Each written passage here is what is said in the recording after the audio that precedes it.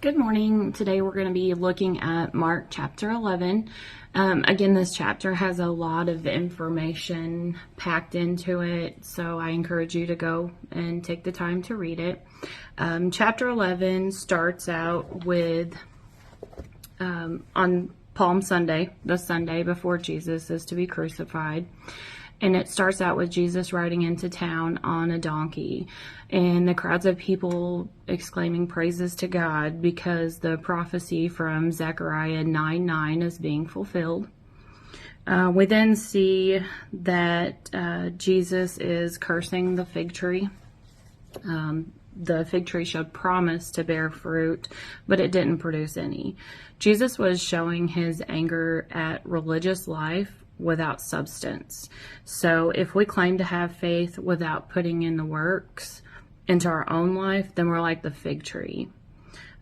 Also shows us that Jesus became angry but did not sin. As Christians, it's okay for us to be angry and take a stand against injustice and sin, but we just have to be careful not to let that cause us to sin.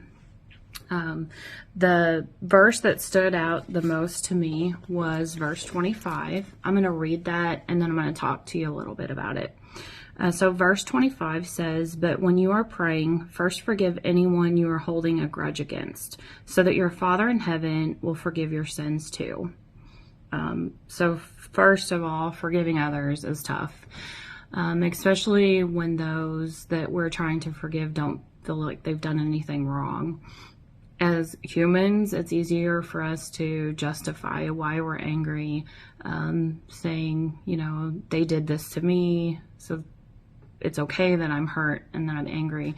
But holding on to that anger and not forgiving just destroys us and actually distances us from God.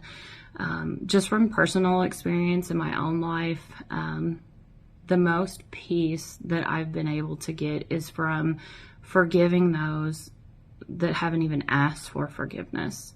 When you can let go, you heal. And that's what forgiveness is about. Just keep in mind that, God forgave us for everything that we've ever done and will ever do.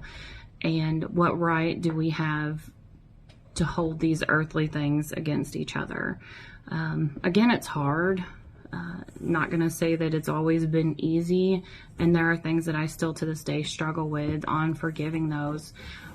But when you find forgiveness and that closure, it's just a peace that you can't explain.